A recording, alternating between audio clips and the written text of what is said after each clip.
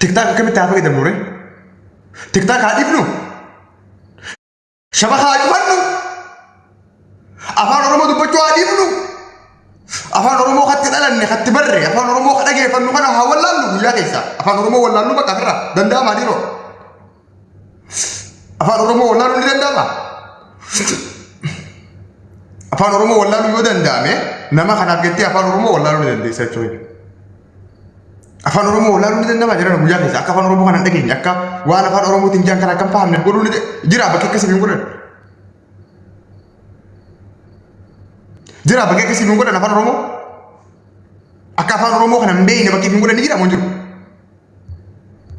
ها أكملتين أهلنا ما أهلنا ما قد يبسم ما خلت إلى لفرار كساو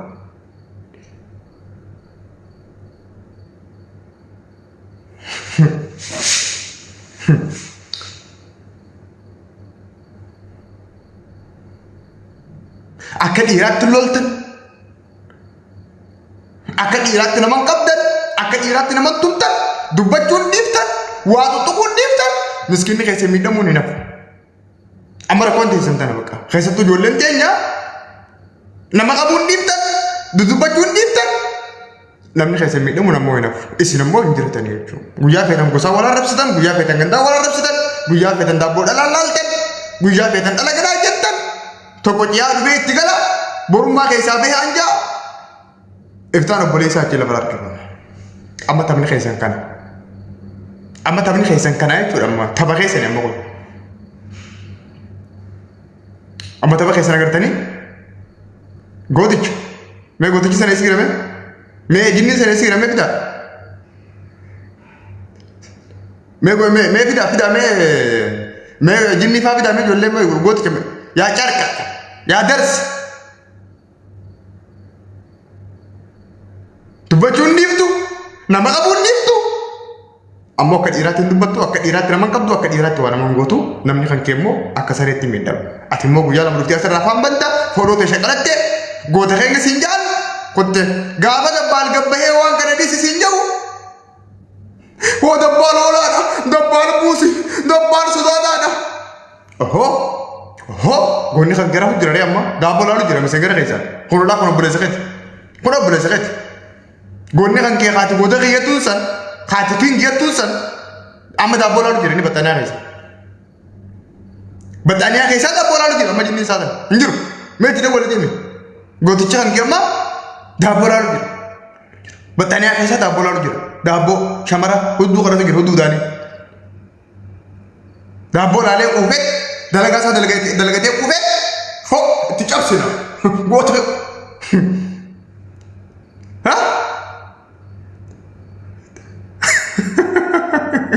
أي مسكينة والله أما كا غرسان تكي مال جابولي ودبال يوسو دبال رابا وانكن ديسا وانكن تتا وانكن تتا إسلما بالرجلة تتا أيو سيارة غوري أتخكنا يوغو وادا أما يسا ورحم دقاني ورد أبور علي رفوانا ورد لغتي كوفي رفوانا غوتا ريش أما سان اتمو دسب دبال غوا بوسي أها دبال غوا دي ما أتمو مال تاتا مسنجر كسر دبال على وفيت تك تك رالي جتها أفارين دبته مالك بينا مان كابو يو نما قبل لك كنا من نبتو متنا من تومو بات كده قال لك كسا مسكين نسا برو كفيل لفرار كفا مكونو مكينة تيراني هذا الشغل الديوس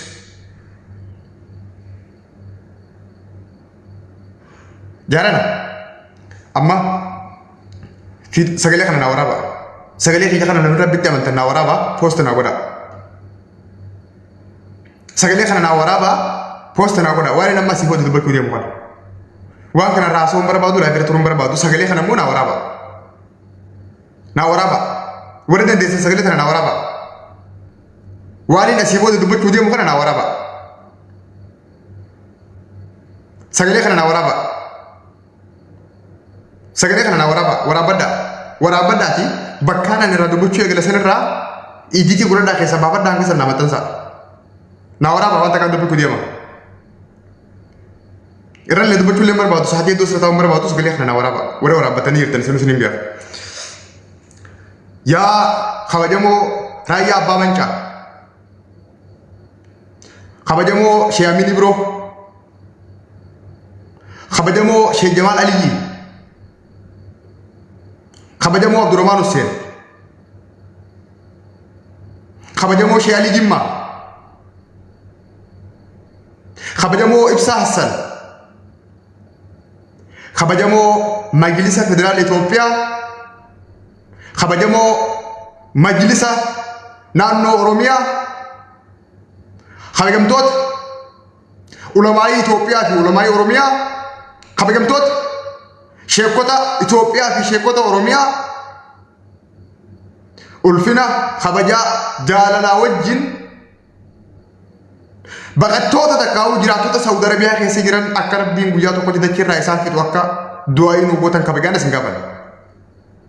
Baqattoota Saudi Arabiyaa kan dhiiraa kan dhalaa kan xiqqaa kan guddaa halkan tokkotti sa'aatii takkatti akka rabbiin dachirraa isaan xuruursu akka rabbiin sunume nu qalattan kabajaa wajjin isin gaafadha. Tokko sagalee kana naa waraaba warri waraabdan asitti irraa muradhaa poosti naa godhaa. Kan lammaffaa ammallee waraabadhaa. Qophootanii lammaffaa sagalee lammaffaa qophaa'a. Kabajamoo Xaqlaa Ministeer Muummee Ministeera Itoophiyaa Abiy Ahmed kabajamoo Pirezidaantii Mootummaa Naannoo Oromiyaa Obbo Shimallis Abdiisaa kabajamtoota bakka bu'oota uummata caffee Oromiyaa fi bakka bu'oota uummata Paarlaamaa Itoophiyaa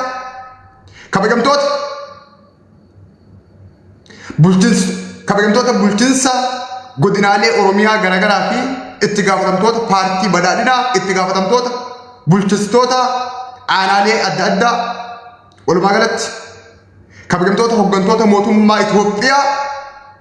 kabajaa ulfina jaalalaa wajjin baqattoota takkaa'uu qubattoota Saudi Arabiyaa keessaa mootummaan Saudii guyyaa takkatti dhiiraa fi dhalaa xiqqaa fi guddaa walitti qabee duguugee gara biyya isaanii akka inni dachaasu akka dhiibbaa gootan kabajaan isin gaafadha. Kabajamtoota mootummaa Itoophiyaa Abiy Ahmed Pirezidaantii Mootummaa Naannoo Oromiyaa Shimallis Abdiisaa bakka bu'oota itti gaafatamtoota caffee Oromiyaa gabbaatanii guyyaa takkatti baqattoonni Saudi Arabiyaa keessa jiran dhiiraa kan dhalaa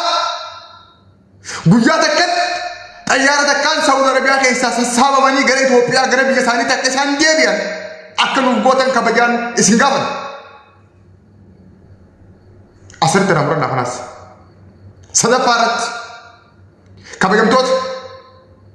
leadership in community Oromoo hooggantoota community Oromoo biyyoota faranjiitis ta'e biyyoota Arabaa adda addaa keessa jirtan kabajamtoota hooggantoota community Oromiyaa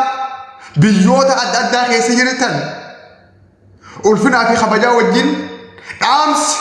ergaan keenya bakka isin jirtanitti akka isin qaqqabu abdiin qaba. Itti gaafatamtoota bakka bu'oota dura bu'oota community Oromoo biyyoota addunyaarra jirtan hunda keessa jirtan waraqaa iyyannoo barreessitanii mootummaa Saudi Arabiyaatiif akka ergitan kabajaan isin gaafadha. Itti gaafatamtoota community Oromoo biyyoota garaagaraa keessa jirtan waraqaa iyyannoo baqattoonni Itoophiyaa Saudii keessaa sassaabamanii gara Itoophiyaatti haa galan ta'etti barreessitanii mootummaa Saudiitiif akka ergitan kabajaadhaan isin gaafadha. Afuraffaa irratti uummata Oromoo bal'aa idil addunyaa irratti argamtan biyya keessaas ta'e biyyoota alaa adda addaa warri jirtan namni haadha qabdu, kan abbaa qabdu, kan obboleessa qabdu, kan obboleettii qabdu, kan dhalti namaa sinaasiftuu fi dhalti namaa sirifachiiftu uummanni Oromoo bal'aan hawaasni Itoophiyaa guddaan hiriira nagayaa baatanii mootummaa Saudi Arabiyaa irratti dhiibbaa akka gootan mootummaan Saudi Arabiyaa immoo buqattoota takkaa'uu jiraattota Saudi Arabiyaa lammiilee Itoophiyaa guyyaa takkatti sassaabee gara biyyaa akka inni galchu akka hiriira baatanii dhiibbaa mootummaa Saudi irra gootan kabajaan isin gaafadha. sagalee afran kana post na godha warri buutu isaa warabdan keessaa na erga qabsoon keenya asiin booda waan afran kana datta sababa isaa warri gettan sababa isin ibinin sirna dhaggeeffadha qabxiileen afran kaasa kana sirriitti isin hima qabsoon asii booda godhuu qabnuu fi qabsoon yoo asii booda goone dhiibbaa uumuu dandeessuu fi waan kana dhaabsisuu dandeessu qabxiilee afran anamma yaame kana tokkoffaa lola gattee waan miskiinitti wal miitu kana sheekotiin gabbaate feemasoonni gabbahe nama 10 wali qaban nama 50 wali qaban ni araarsina ja'an jidduu taa'an araara buusuu hin dandeenye lubbuu miskiinaa ittisuu hin dandeenye arras borus qaamni jaarsummaadhaaf dhufu dhoo jiraate guyyaa lamaaf ni dhaaba guyyaa sadaffaa waan kana dhaabuu hin danda'u deebi'ee itti fufaan amanaa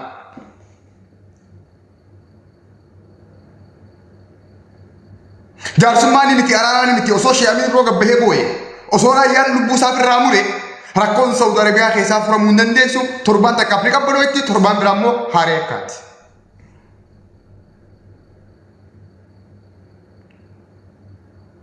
Rakkoo Saudi Arabiyaa keessatti miskiina irra deemaa jirtu kana karaa takkitti qofaan dhaabuu dandeenya. Karaa takkitti rakkoo kana ittiin dhaabuu dandeenyu yoo namummaan naatoon lubbummaan ilmi namaa ilma namaa ta'uudhaan miskiinni miidhamu kun kasi maraaru ta'e rakkoo Saudi Arabiyaa keessaa karaa takkitti qofaan dhaabuu dandeenya asii booda akka Oromootti. Tokkoffaa imbaasii Itoophiyaa ta Saudii keessa jirtu irratti dhiibbaa goone mootummaa Itoophiyaa bulchaa jiru irratti dhiibbaa goone just now humanis hadu'aa jiru kun nama rakkoon lola kanaa eenyu jalqabeedhaan furmaanni dhufu hin jiru. Rakkoo lola kanaa she'amiin biroo boohuudhaan furmaanni dhufu hin jiru. Arsiin jalqabdee wala harargeen jalqabdee ayidallam inteeg biraank yeroo isaa kuteera isaa amma. Abbaan barbaadde jalqabii furmaatan ta'u. Sheekiin feete kottu booyi furmaatan ta'u. Jaarsummaa feete taayi furmaatan ta'u. Jarana ka wal miidhaa jiru miskiina. Miskiinni kun waraqaa eenyummaa hin qabu. Toonnoo seera gara ooluu hin danda'u. Miskiina baqataa baadiyyaa keessaa wal miidhu ka heeraa fi seera biyya sanii hin qabne ka mootummaan tokko tokkotti guuree hidhuu hin dandeenye ka laayikii fi fooloo barbaadu ka gandummaadhaan summaa'e she'amiin boojisuudhaan raayyaa boojisuudhaan jaarsummaa taa'uudhaan furmaanii dhufuu hin danda'u eenyuun lola kana jalqabe ka jedhuunis furmaanii dhufuu hin danda'u torbaan tokko furmaata ibidda torbaan lammaffaa garuu dhiigni miskiinaa ni dhangala'a and just like now karaan sirriitii fi karaan qaxxaamuraa ittiin lola kana dhaabuu dandeenyu yoo jiraate sirna dhaggeeffadhaa. Imbaasii Itoophiyaa Saudi Arabiyaa keessa jirtu irratti dhiibbaa yoo goone ni jira furmaanni sirri jira dhaggeeffadhaa. Yoo imbaasii Itoophiyaa ta Saudii keessa jirtu irratti dhiibbaa goone imbaasiin Itoophiyaa ka Saudi Arabiyaa keessa taa'u sun dhalattoota Itoophiyaa bakka bu'ee bakka san taa'aa jira. Imbaasiin Itoophiyaa ka Saudii keessa taa'u lammiilee Itoophiyaa bakka bu'ee achi taa'aa jira. Nageenya lammiilee Itoophiyaa eeguudhaaf Saudi Arabiyaa keessa taa'ee miindaa ji'a fudhata. Malee daabboo shamarranii eeguudhaaf miti. Haddaamaa ta'ee mana arabaa dalaguudhaaf miti. Imbaasiin Itoophiyaa Saudii keessa jiru kaleencoo baatiitiin hoogganamu nageenya lubbuu lammiilee Itoophiyaa itti gaafatamummaa baadhate Saudi Arabiyaa keessaa ji'atti miindaa fudhachaa jira. Baqataa waraqaa eenyummaa hin qabne baqataa seeraa fi herregala hin jirre baqataa gocha suukannee isaa inni dalageef olaantummaa seeraa irra raawwachuu hin dandeenye kana karaa takkitti kana qofaan dhaabsisuu dandeenya waan kana. Tokko imbaasii Itoophiyaa irratti dhiibbaa goone imbaasii Itoophiyaa waan deemaa jiru kana hubachiifne imbaasiin Itoophiyaa itti gaafatama waan kana akka inni baadhatu godhu. Lama mootummaa naannoo Oromiyaatii fi mootummaa Itoophiyaa dhiibbaatti goone baqattoonni isaa lammiileen isaa biyyoota namaa keessatti akka isaan wal godhaa jiran gurra isaan buufne waan kana mootummaa yoo danda'e mootummaa sanii wajjin taa'ee furmaata akka inni kaa'u yoo hin goone. Sadi hoggansi koominiitii Oromoo biyyoota adda addaa jiru akkuma gaafa mootummaan Saudii lammiilee Itoophiyaa hidhee rakkisuudhaan hiriira bahanii waraqaa eeyyannoo galchaa turan san gocha suukannee isaa dhalli Itoophiyaa Saudii keessatti walirra raawwachaa jiru kana koominiitiin Oromoo biyyoota adda addaatiif hoggansarra jirtan yoo mootummaa Saawudii wajjin dubbachuu hin dandeenye yoo waraqaa iyyannoo galchuu hin dandeenye yoo waan jiru kana mootummaa hubachiisuu hin dandeenye dhangala'uun dhiiga miskiinaa dhaabbachuu hin danda'u. Sadi xumureen jira. Afuraffaa. Uummanni Oromoo bal'aan biyya adda addaa keessa jirtan biyya keessa hanga biyya alaatti waan kana yoo akka waan salphaan laaltan waan kana yoo akka waan xiqqaatti laaltan dogoggoraa jirtan. Eega lolli kun jalqabame yoo xiqqaate lubbuun nama sadii beera. Yoo xiqqaate lubbuun nama sadii beera lola kanarratti naamanaa. Lola ammaan duraa irratti lubbuun nama hanga baheen hangaafatinaa. Waan qoosaa si fakkaatame waan dhabaa si fakkaatame waan xixiqqoo si fakkaatame warra balkaa'abaa lola ammaan tanaa kanarratti yoo xiqqaate namni sadi beera. Wala arsirra wala harargeerra. In just now human three lubbuun nama sadii gaagameera. Sirri qalbeeffadhaa.